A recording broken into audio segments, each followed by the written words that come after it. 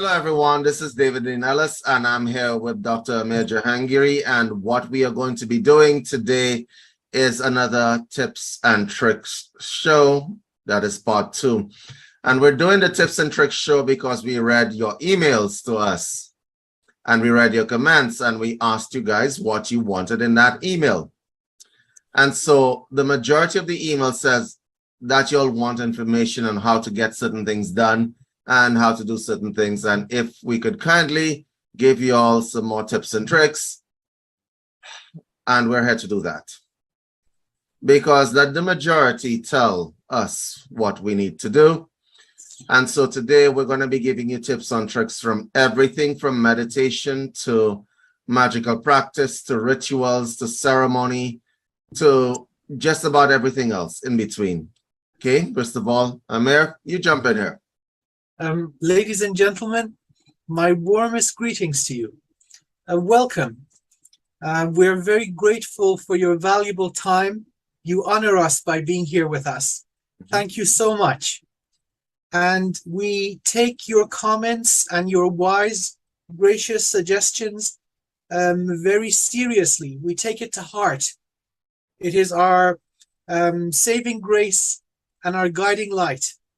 So you want more practical, useful information, and it is our absolute honor and pleasure to do so. We'll be sharing with you things that we know to be true, tried and tested not just by us, but by countless generations. Hopefully we can give you useful, practical, beneficial stuff that will help you on your journey to mastery and self-improvement. So I really look forward to this. Okay, so we're nothing if not useful. Let us start with meditation. So now, a lot of people come to me and they tell me, well, David, I have tried to meditate and I can't get it done. I can't sit still. The thoughts come. I can't meditate because I've tried so hard. And I'm like, well, that would be exactly why you haven't been succeeding. Meditation is not something that you try at. That's your first problem. I want to break this down for you guys so that you understand. Your conscious mind, the part that says to me, David, I tried to meditate, that doesn't want to shut up. It never wants to shut up. It's also the dumbest part of you. It accounts for, what, 5 to 10% of the brain capacity. So it's not very strong, but it thinks that it is the only thing that exists, which is the way a lot of people think.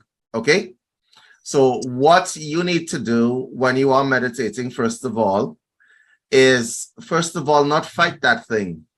You shouldn't fight the thoughts.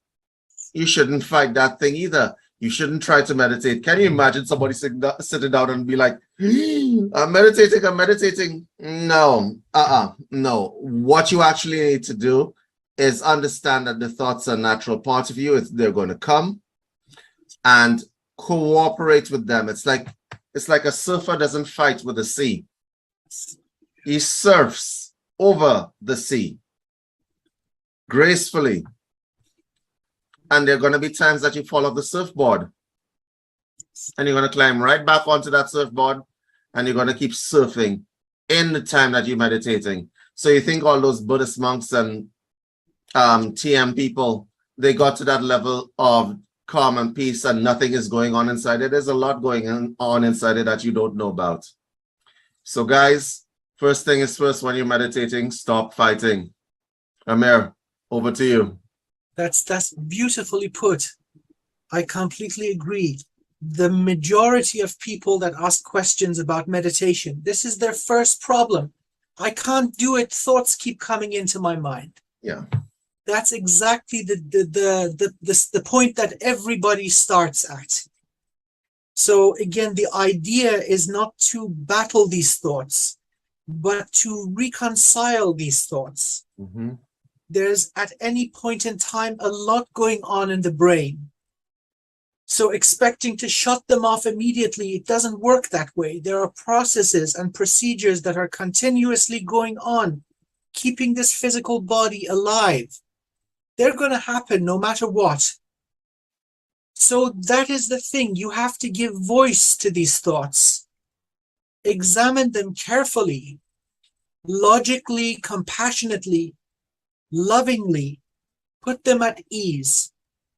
So you know that the idea that is bugging you is resolved. One by one, you identify these things that are just coming to the surface.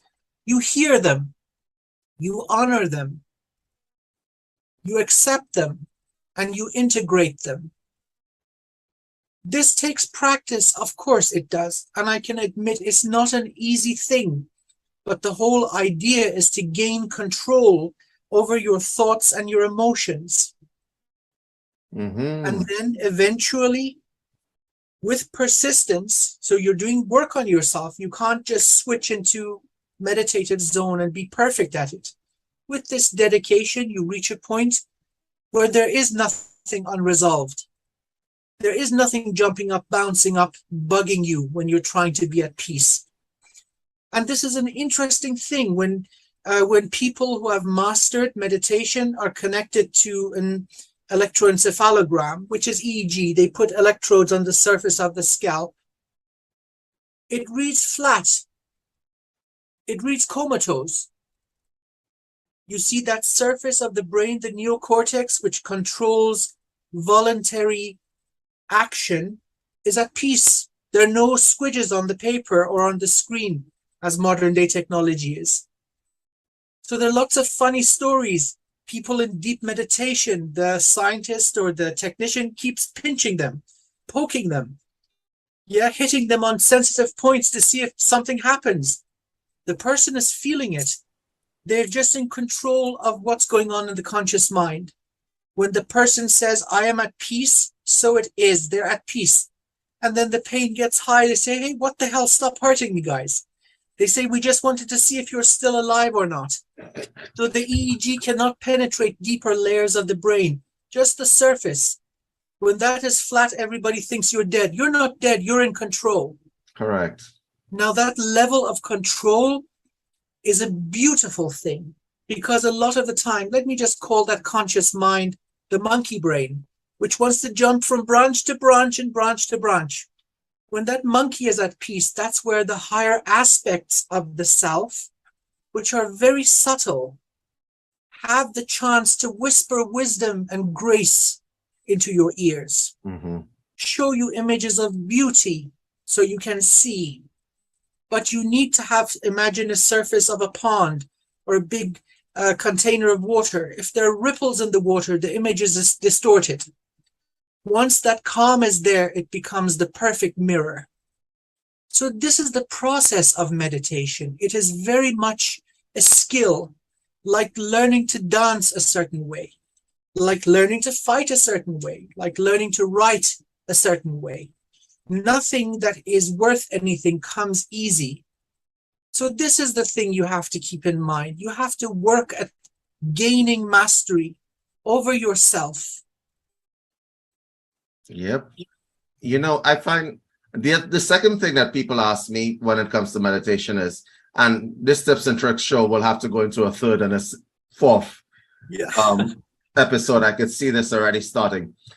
So the second thing that people ask me about meditation is, David, I meditate, but it's kind of like this surface. How can I deepen my meditation? How can I get to that place? And I'm like, which place is that? And they're like, that place. What place? What place are you talking about?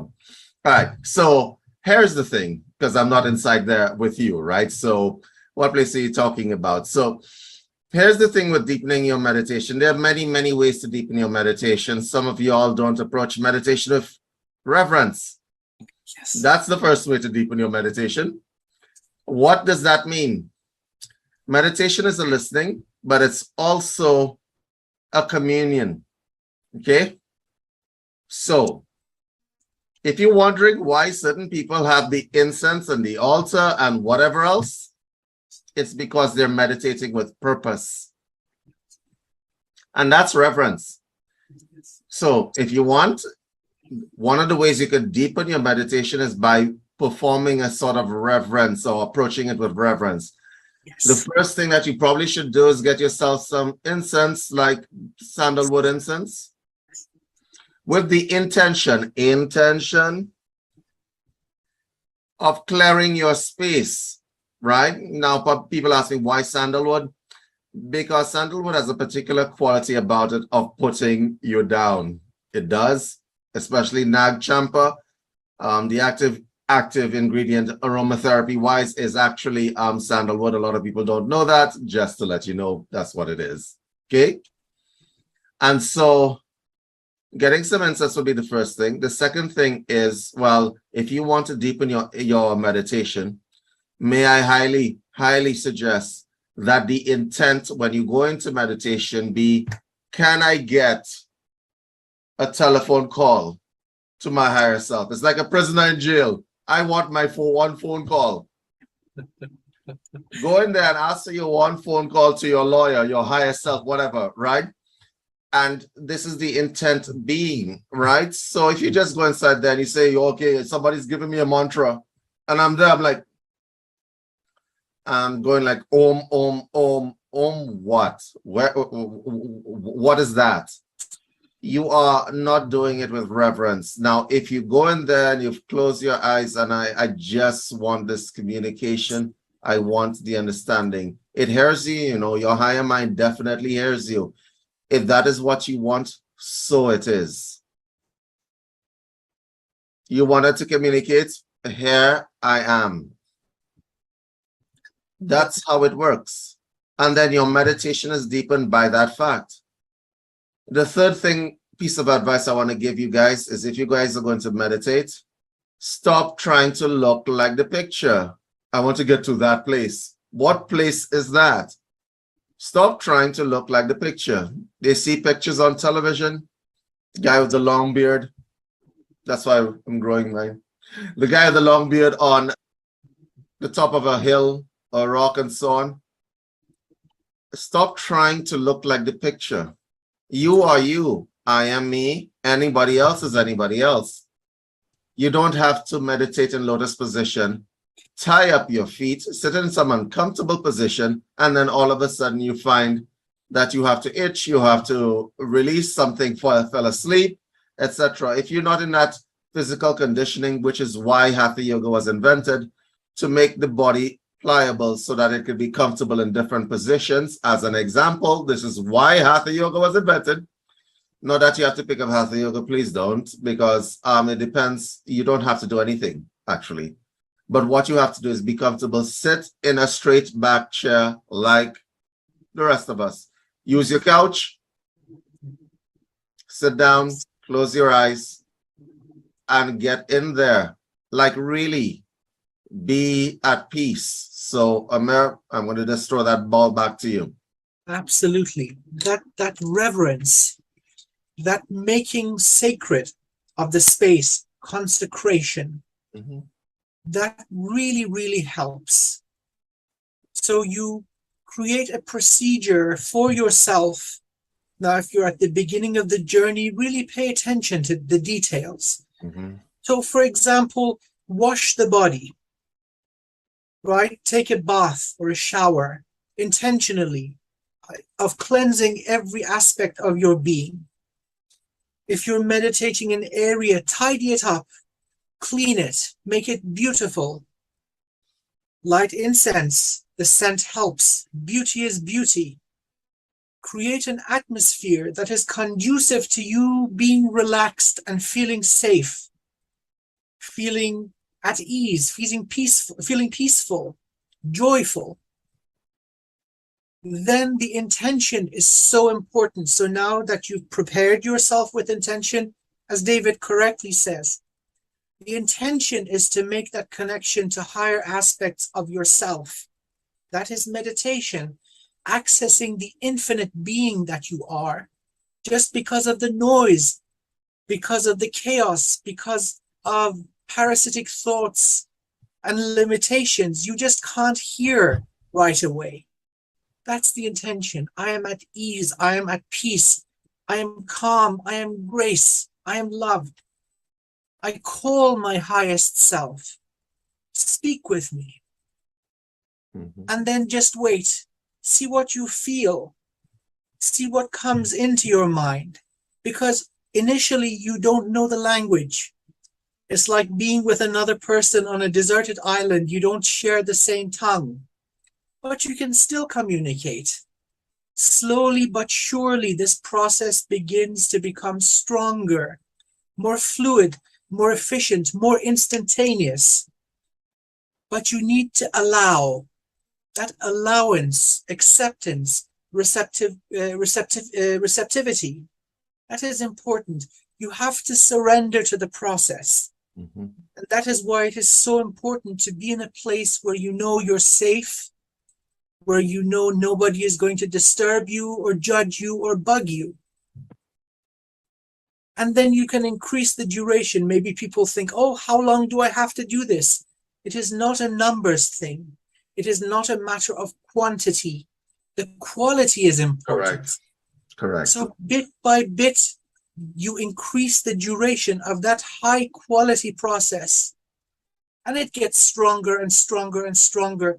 You start enjoying the beauty of your infinite being. You know, one of the last things I want to say on this topic is that people have misconceptions about what the meditative process is like. So they ask me, so you meditate, right? Yep. What does it feel like? And this is coming from people who've been practicing witchcraft for a while. What does it feel like? There are different kinds of meditation. So on this broadcast right now, I'm going to give you a layered approach to ensure that you guys are on the right track. Let me give you a layered approach. There's contact meditation and control meditation. In control meditation, the mind is directed.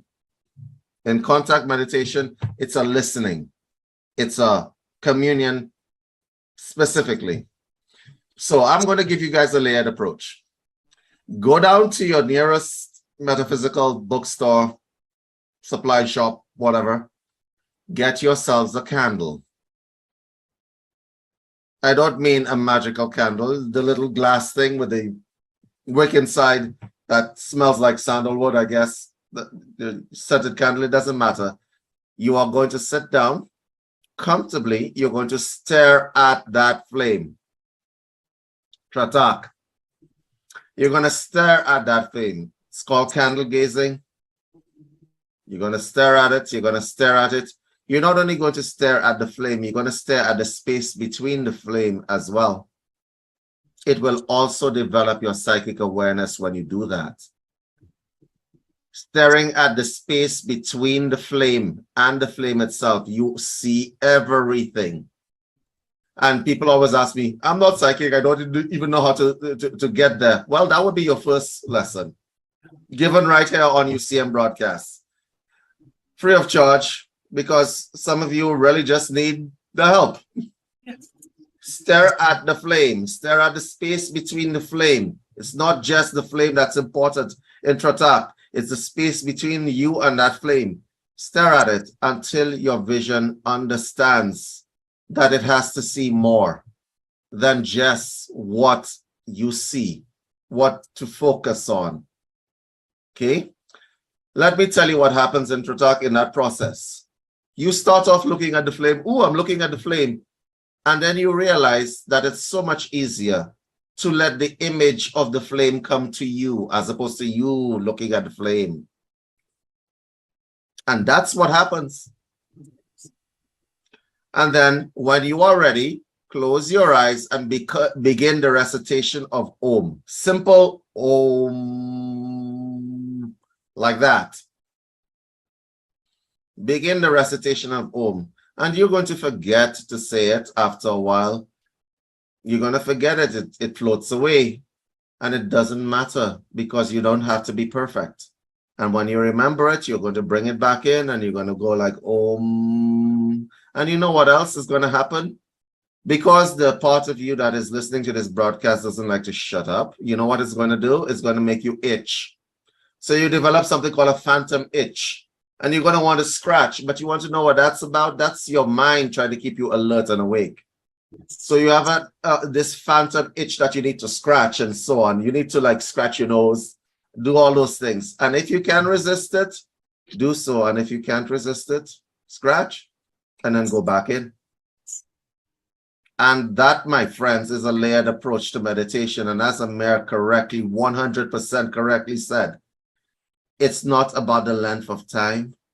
It's about the quality of time spent. It's kind of like you have kids and you say, well, I've spent a whole 2 hours with you.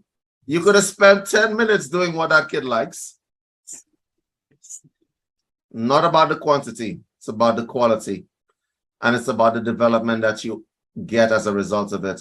So for those of you who are having trouble, and that should have been in the next section of what we're doing, developing psychic awareness, Tratak, simple, easy peasy, Yes. low cost means you don't have to come to a webinar or a seminar or a course where somebody's going to teach you a bunch of crap for like thousands and thousands of dollars. You want to develop psychic awareness? Go get yourself a candle. Amir, over to you. So, ladies and gentlemen, David just gave you a master key, because the process that he described is shared with many other types of expansion of vision, like scrying, where the medium is no longer flame. It can be a mirror, a slab of obsidian, a bowl of water that is still. So that moment that you learn that the vision is not, you're not looking at it, the vision is coming to you, that opens gateways.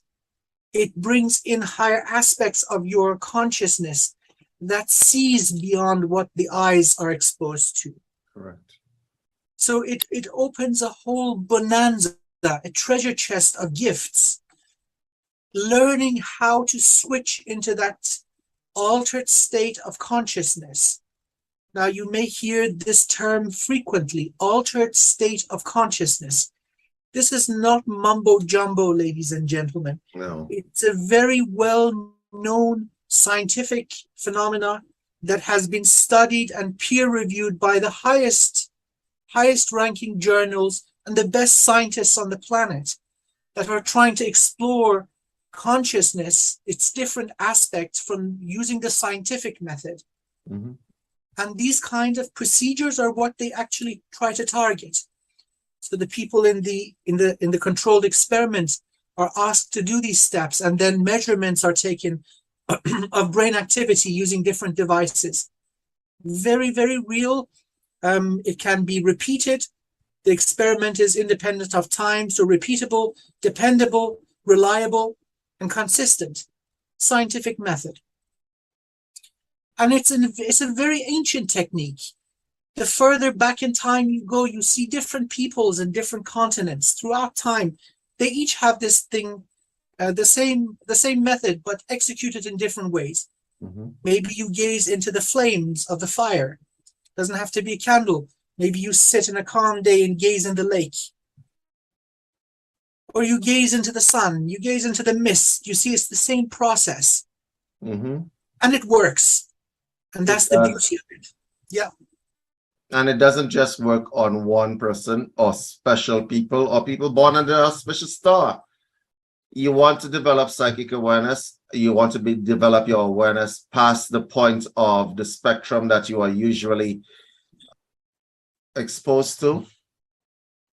Learn to gaze, learn to let the information come to you, as opposed to trying to look for the information. Because here's the funny thing about it. When you look for the information, you're gonna miss a whole lot. Okay? So I suppose that would be the first meditation things. And since we're on the topic, let's go into developing psychic awareness, because people are gonna ask me, David, I'm not psychic. I have to pay somebody to. Yeah, I'm gonna piss off a whole bunch of psychics in this. I can see it now. I pause here. Okay, I'm going to piss off a whole bunch of psychics. Tratak would be the first thing in developing psychic awareness, number one. The second thing to do when you want to develop psychic awareness, you absolutely have to meditate. There are a few things that will get you there faster than meditation. The third thing that I would like to suggest if you want to develop psychic awareness is that you got to get out of your own way. Okay, so what does that mean? Imagine that you are talking to an individual and you're telling the individual, you're a navigator, as an example, in a car. You're telling the individual, go down the street, turn left, turn right at the street lights, whatever else. And no matter what you tell that individual, he's going the other way. No, I think this is more this way. I'm sure it's shorter this way. Let me tell you something about that individual. That individual will eventually stop talking to you. Yeah. A lot of you are victim of this.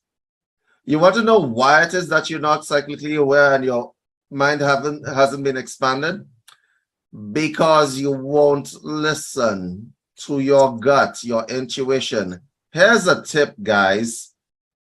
If you listen to your intuition, it gets louder. Yes. If you don't listen to your intuition, it just shuts up. Yeah. You understand what I mean? So a lot of you don't listen to your intuition, Yes. and then it's shut off. And a lot of you guys are shut off. So Yes. you need to actually listen to your intuition. So as an example, if your intuition says that a certain situation is a bad situation, accept it. Yes. A lot of these masters that you see out here, a lot of the psychics that you see out here, they're just people that listen to themselves a lot more than you do. Yes. Real talk. Yeah. I'm going to let you jump in there because Yes. I can tell you want to get in there. Imagine, so this would be, let me try to put this in the best way possible. When you're connecting to the higher aspects of yourself, it is a complete consciousness, much faster, much more capable of the monkey brain. Now, to that aspect of our consciousness, a tiny iota of which is incarnated in the vessel, in the body. Now, that is very fast, that is very intelligent. The monkey brain looks slow and stupid. Mm-hmm. That is the truth. Now imagine a gracious infinite being, that is you, is speaking with the monkey brain, and the monkey brain just ignores it. You offend the higher consciousness. Mm-hmm. It is offended. So it says, what is the point of me giving you this information if you're not going to listen? I'm done with you. Right? So you must trust and honor what is given to you by your own higher self. You accept it, although there is always doubt. You honor that information that is coming to you. And it's okay to have doubt. You say to yourself, I doubt it. I'm at a state of being shaky. I don't know what is what. But I honor this information. I'm going to act accordingly. That is your validation when it comes to pass truthfully. Then you say, poof, oh my goodness, this shit is real. And that is the beginning of your journey to strengthening it. But you have to extend trust. You have to behave honorably, with dignity, as if an elated master has told you something that will benefit you. You say, okay, I'm at a shaky point, but I accept with gratitude. I'm going to act upon this in trust, in faith. You have to extend the bridge the chasm. And this has to come from you the first time round. Once that two-way communication starts, then the rest is a lot easier. So you must kill that doubt. That, am I just imagining this or is it real? See, that's the monkey brain fighting back out of ego. No, I know everything. I'm the one in control. No, there are higher aspects of the being. You have to establish harmony in non-hierarchical order. So each part, for example, the heart has a place, the lungs has a place, the brain has a place, and so does the higher self. These have to become harmonious. So there's a little bit of letting go, extending faith, not in anything external, not in any deity, not in anyone else, in yourself. Have faith that you are more than just the body. There is so much that you are not aware of. through regular daily activities. You're allowing yourself to be all you are. So that faith and trust, respect and reverence, and taking a leap of faith, this is very important, especially at the beginning. Can you imagine being a parent and your kid is like, Mom, I can do it. I can do it. And the parent looks at you and says, no, stop it. Don't try it. And then, the kid is not aware of its limitations. The kid is not aware of a whole bunch of things, but the parent who has had the experience of years and years of experience can see what the problem is, and the kid is not listening. That's pretty much what your conscious mind is like, that child, that impetuous child. That thinks they know everything, right? Yeah. They don't listen to advice, think they're all-knowing, and that's where problems occur. Yeah, ego is a hell of a thing too. So it is. And like when you're developing psychic awareness, I have other tips and tricks for you. So we gave you the exercise of Tratak. All right. So I'm going to give you a peripheral exercise to do. Yes, I know you guys are going to be like, David, why are you giving these people like tips and tricks? A lot of people want to know what psychics know and how they develop their psychic awareness. You want to know what a peripheral exercise is? Find somebody that you know, have them sit with their back towards you. You are going to retrain your eyes to look at the outline of the individual. You're going to look at the outline. You're not going to look at the individual in front of you. You're going to look at the outline. Look at the space in the outline. I guarantee you, you don't have to be any special person. You don't have to be born under an auspicious star. See how simple I'm making this stuff for you guys? I want you guys to understand that we're trying to assist a lot of you guys who are blocked. Yes. Have an individual sit backing you, preferably with black clothing on. Look at the outline of the individual in pure open sunlight and see what we are talking about. I am not going to tell you what to look at or what to see. You come back and tell us. info@universalcitizentv.com, or you can actually put it in the comments below. You come back and tell us. Because I'm not that kind of guy. I'm not that kind of teacher that says, oh, you will see this and you will see that and you will see the third. I'm the kind of teacher that says it has to be scientific and it has to be replicable over and over again. Yes. Then you do it, find somebody else and have them do it, and then compare notes. Right? This is how you tell the difference between this fraudulent kind of teaching and not fraudulent kind of teaching. It has to be replicable all over again. And for the psychics out there who are wishing me ill right now, I just want you to know that I love you guys. But everybody has to develop. And so I'm going to be dropping those snippets of information in these broadcasts specifically for that reason. But we're talking about developing the clairvoyance. We're talking about developing the listening. Okay? Well, let's talk about developing the ability to read the past, the present, and the future. Okay? So you don't necessarily need to read the present. Actually, some of us do need to read the present. Let me just take that back.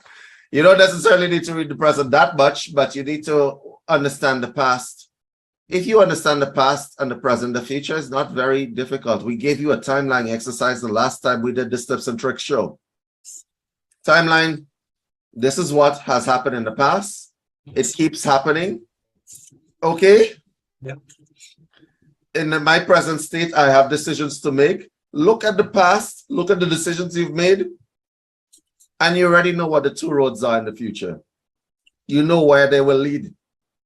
You absolutely do. And if you don't know, we circle back to default, meditate on it.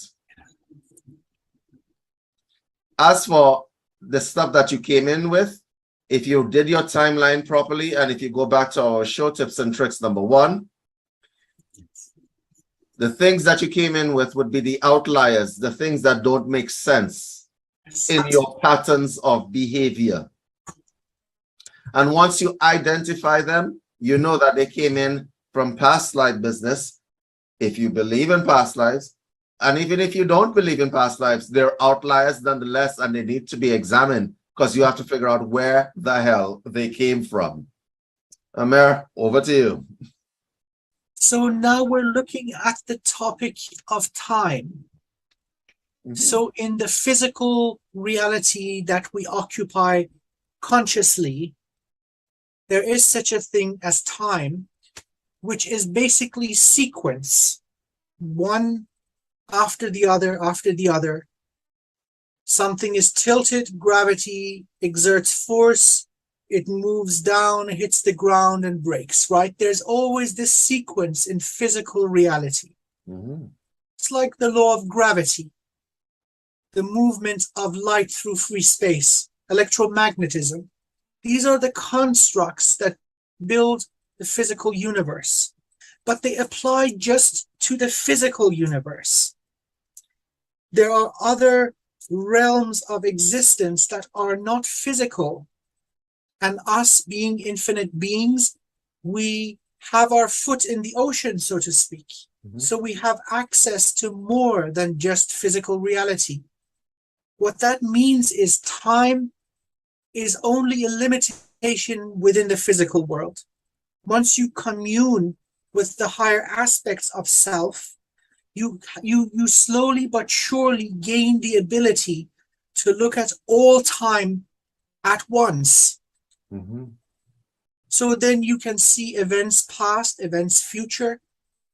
They become more powerful with more detail, more vivid. Emotional content comes in. Knowingness comes in. So looking back in time, you can gain memories of your own past incarnations and future incarnations. Events that are going to happen ahead of sequence within the physical reality. So these are very real things. Now, I say this coming from a scientific background. I've spent all my life, I'm an engineer, right? Computer scientist, mathematician. Yet I can tell you that these are not yet within the realm of our science.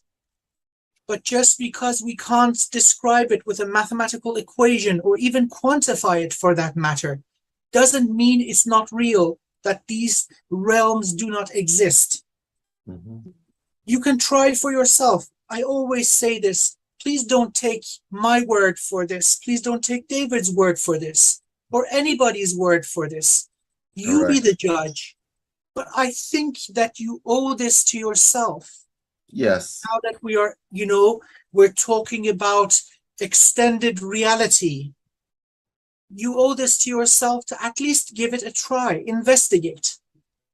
Now we start with meditation. That's just taking control of the monkey brain that likes to cause chaos, jumping from branch to branch. Once that is calm, then comes the repetitive process with reverence and consecration. That's silence and trust. And then the gateway is open. Once the gateway is open, it's like a crack in the dam. Water starts gently pouring out, the crack expands, and then the floodgates are open. You gain access. First, little images come through. Then it becomes more detailed and more vivid. So imagine somebody born with a defect in their ear or ears, and then through some miracle of medical technology, they put an electronic implant in that connects to the nerves and the mechanical part of the ear, and voila, the person hears for the very first time. There are many videos of this beautiful event, and what happens is the person breaks into tears, getting that extra sense, that extra modality of sensory perception is beautiful and overwhelming, where they hear the voice of their baby for the first time, or the voice of their spouse for the first time, saying, I love you, and they hear it. So expect overwhelming emotion. That, oh my God, I see. I broke down into tears. This was decades ago. Don't be overwhelmed by the grace. Do not be afraid of the grace. Don't let the monkey brain take over once again. You are safe. You are powerful. You are the one doing this. And the one on the other side is the extended you. And the purpose is creating harmony in all levels of your being, from the divine to the physical. Equal co-creation, harmony. Monkey brain says the car is coming. You stop. Higher self says, don't do this. You listen. You smell smoke. You look for fire, right? Every part of you has a purpose. You're not suppressing anything. You're bringing everything to its honored place. So as a unit, as a whole, that infinite being and the physical representation are working together beautifully. Then you transcend the limitations of time and space. Then you see past, then you see future. You read energy. You become quote unquote psychic. You're not becoming anything. Nothing is changing. It's all already here. What you're doing is removing the plugs, removing those barriers, those limitations of our society, of our education, of our religion that say you are small, you must bow down. I say to hell with that. Stand up, stand tall and in pride because you are a divine, infinite being. Accept that. And I know shedding chains could be painful. It could be traumatic, but do it. Oh my God, freedom is beautiful. You know, I'm listening to you and I'm resisting breaking out into applause at this point, because what he just said essentializes the whole of esoteric science. You owe it to yourself, because if you lost any kind of sight or hearing, you would do whatever it takes to regain that sense. You would go to whatever doctor, and if I told you to dance around a fire for what, an hour, you would do it if you lost eyesight in one of your eyes. But you don't understand that you're blind. You guys, a lot of y'all are blind, and y'all are actually missing a sense, and y'all are okay with it to go year after year. Let me explain something to you. If all of us were inverted commas, I hate this term because it tends to suggest a special kind of person. If all of us were psychic, then we would get along a lot better, because we'd know. We would just know how the other person is feeling, what the other person is seeing. Okay? But apparently that is not to be the case. So this sort of special title, psychic, that could be applied to anybody. That would be your neighbor down the road. The guy that's eating potato crisps on the couch, he's a psychic too. He just doesn't know it. He is blind. He hasn't gotten the operation to restore his sight as yet. But you have a choice because you're listening to this. Go to the nearest hardware store or metaphysical supply shop, get yourselves a candle, start that process of regaining the sight you had, because you had it when you came into this world. You had it as a child. Yes, you absolutely did. Yeah. You absolutely had sight when you were younger. Society told you to switch that shit off. That's what happened to you. And because you switched it off, it became weaker and weaker until such time as you lost a very important sense. You want to know, and there's another thing that you lost. You lost the sense of wonder. Yes. The childlike sense of wonder. You lost the sense of wonder. That is how gods die. When people stop worshiping them, when people stop giving them reverence, this is how they die. And so your sense of wonder went down the tubes, which reminds me of a biblical story about getting thrown out of the Garden of Eden. It could be that your higher self, you who was listening to this broadcast, got thrown out of the garden of your higher self. And what you have there is a fragmented piece of who you truly are. And so maybe you might want to climb that fence and get back into the Garden of Eden. I'm just saying. Which would bring us to the third and final, because we're only doing 3 of these, because this show could go on for hours. And it is so enjoyable doing this. Yes, it is. This is fun, because actually we get to help people, which is Yes. good. Right? Yes. So the third thing is the concept of healing sciences. Let me explain something to you guys. There are no such thing as special healers. No. You notice very well when you have your first child and that child falls down and gets an owie and bruises the knee. And in that instant, you pick up that child, you put your hand exactly where that child bruised that knee and look into that child's eyes and you say, it's going to be okay, it's okay, it's okay. And you feeling what that child is feeling, and your full intent is to take away that child's pain. You know that you're a healer then. That is another sense that got locked off from you. You chose to give it away. So my question is, if you do that for your children, why do you think you can't do that for yourself? I'm just going to throw shit out there because I'm that guy. Okay, that throws shit out there. Why can't you do it for yourself? Why do you outsource your healing all the time? Here's another idea that I could understand why you might want to outsource your healing, because some people are refine the skill to a fine art. Okay, good. That doesn't mean that you can't reach their level. Yes. Yeah. That does not mean that you listening to this broadcast can reach their level. Nobody listening to this, listen, if you can get up right now from your couch where you are right now. You could sign up to medical university, do the work, sign up to medical university. Right? You could go learn medicine. You could go learn internal medicine. You could specialize in gynecology. You could specialize in orthopedics. You could become a surgeon. Yeah. You could become a surgeon. And guess what? You can do the same thing on the esoteric side. There's no special healers anywhere. Agreed. Okay. Yes. Anybody can go learn Reiki. And what does Reiki teach you? Something you already know. I dislike it when it is that people say, I have a special energy that I would like to confer to you, but you got to pay me some money to get the special energy. And I'm like, is there some sort of source that's coming from somewhere? Because if you call it universal energy, then that means it's not special. I'm going to throw that out there. Yep. That means it's not special. Now, I understand that the time it takes to teach people hand positions and so on, absolutely you charge for that. But don't pretend that it's some sort of special healing energy that's coming from some special place. It is fraudulent.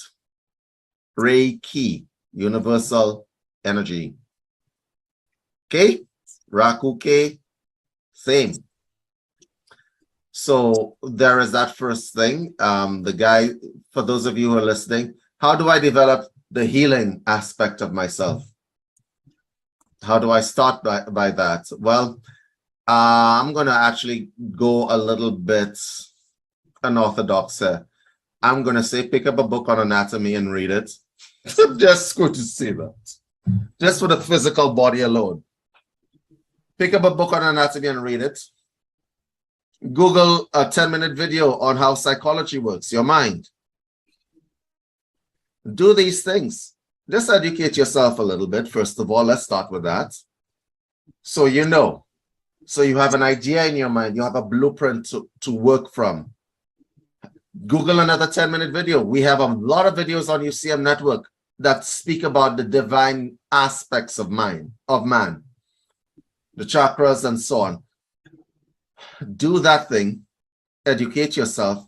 Get the blueprint inside yourself and say, right, I am going by the numbers. Because everything is a value of correspondences. One thing is reflected in from one realm into another. An unhealthy mind, full of grief, sadness, hatred, jealousy, and all those nasty stuff, will never produce a healthy body. Vice versa. It will not produce a healthy body.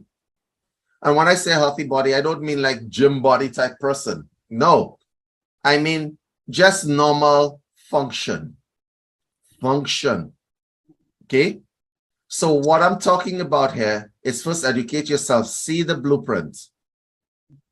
Don't operate in darkness saying, oh, this healing energy will just do what it needs to do. I have a problem with this because it says to you, it says to the person, the proponent who's using it, that I don't need to do anything. I don't need to make effort. I'll just buy this energy. I'll just use this energy and everything will be fine. No.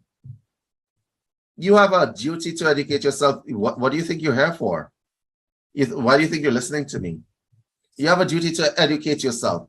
So pick up a book on anatomy, pick up a book on how psychology works, the mind and so on. Pick up a book on spirituality, the divine bodies of man. Read or watch it on YouTube, Google it, do whatever you need to do. Get an idea of the blueprint and start working by the numbers. And you say, today, I may not be in the best of health, but guess what? I'm starting by the numbers. I'm going to start with this, and then that, and then that, and that. And as you start, that little snowball that you have started towards being of healthy mind and sound mind and body, it starts to snowball. And then you start to understand that it actually is very easy to be a healer. Extremely. When you are finished with your journey, you want to know what that does? That makes you a little bit wiser. Now you could go help other people. Because you've dealt with the problem in yourself. You've gained the wisdom. You recognize the same problem occurring in a different individual. Through healing yourself, you have earned the rite of passage to heal that in others. And I love what you said, David. Ladies and gentlemen, you can probably see a theme developing in all our broadcasts. That absolute emphasis on healing yourself and strengthening yourself. So you want to develop energetic healing. Can you do it? Well, yes, you're part of the human species. You can do it. How does it begin? It begins with meditation. Then you focus your consciousness on different aspects of that healing, different functions of your being. Maybe one is not functioning correctly. You bring it to balance, to peak performance. Strengthen yourself, and then you can do this to others, for others, and help them. You can teach them how to do it. It's like any other skill that you would acquire. You start as a novice, you take the mantle of apprenticeship, you work at it, and you get good at it. And then you get really good at it. You reach a certain point where it's not just restricted to the self. You recognize the exact problem and the mechanics of that problem in others. You can assist them on their journey. Everybody can learn it. It is your birthright. It is existing within everyone. You just need to uncover it. The same way that you would do connection to higher self. The same thing that you would do when you're reading Akashic records or viewing the future, remote viewing. It's all the same thing. Starts with self-mastery, discipline, and acceptance of the greater reality that we're not just physical. And this is what has been suppressed in our species through domination and control. You hear the ugly, disrespectful, rude term of sheeple, people who have become sheep. But I propose this, that if we are disconnected from the greatest part of ourselves and we behave like animals, then isn't that ugly analogy accurate?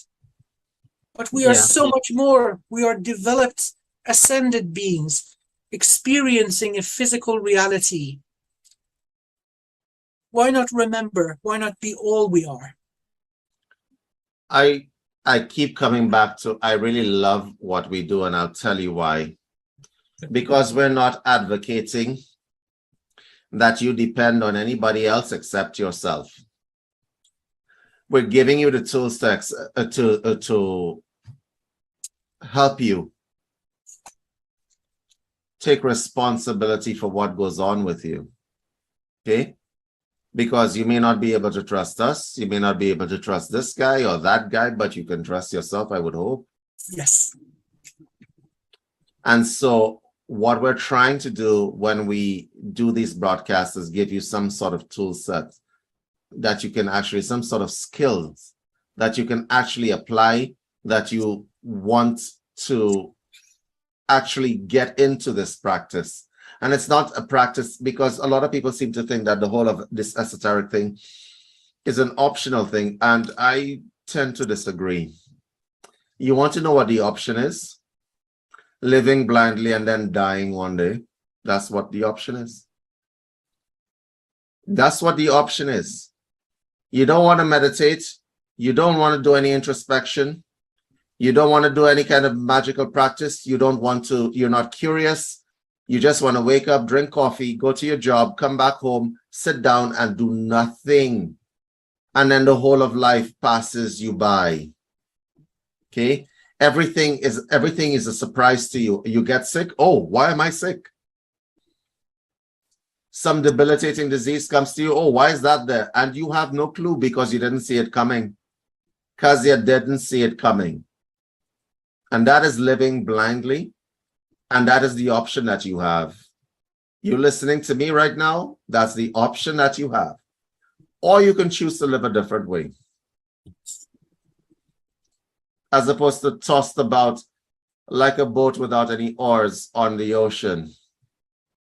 And so I want to actually bring this to a close, because I want to do tips and tricks 3, 4, and 5, actually. Yes, yes. Where we talk about different aspects of esoterics. But we hope, I really hope that this show has been of use to you guys, because we really are trying here to try to give you guys information, as opposed to making you dependent on people or things or systems and so on. And at the end of it all, you wouldn't need a whole bunch of stuff if you just actually stood up and did your own work.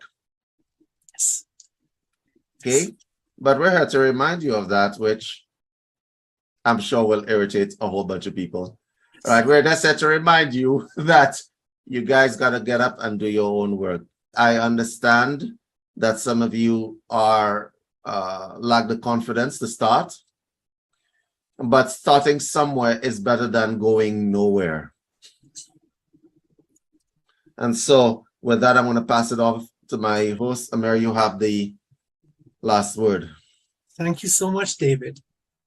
So, dear ladies and gentlemen, the gateway to enlightenment isn't external.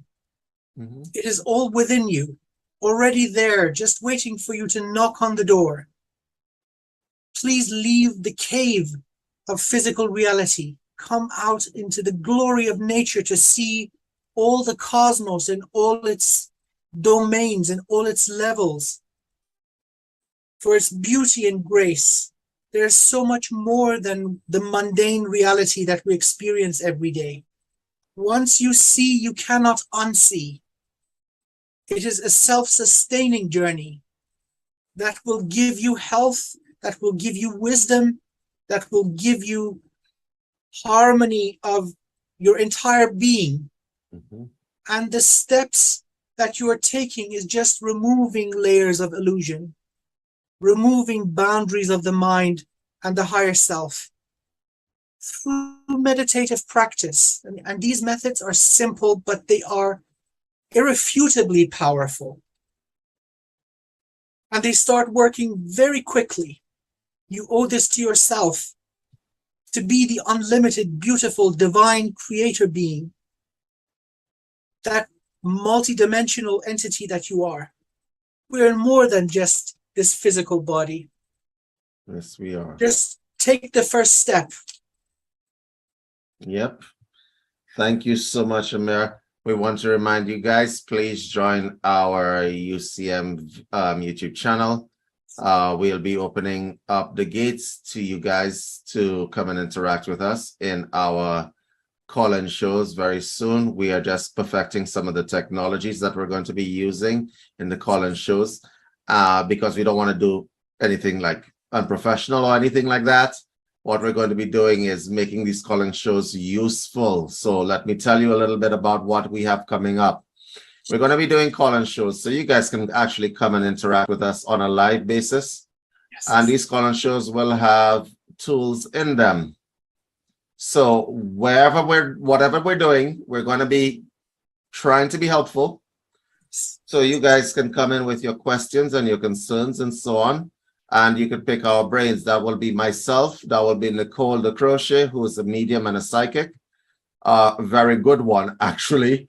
And Amir. And what we're going to be doing is we're going to be helping you guys as much as possible. So spread the word, guys, that we are here to assist you with whatever you guys need to know. We're collecting an army of light workers, professionals, magicians, and so on, for this express purpose of giving you guys a reference library of people that you can actually go to for help that will not exploit you, extort you, or any of the above.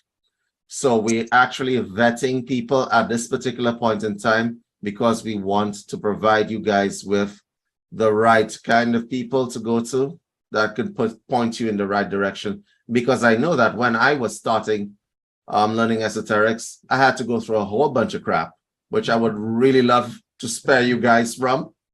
So that's that. Otherwise, guys, if you have any suggestions or comments for Tips and Tricks show number 3, please leave your comments in the comments below, and we will absolutely take your suggestions or email us at info@universalcitizentv.com. See you guys later.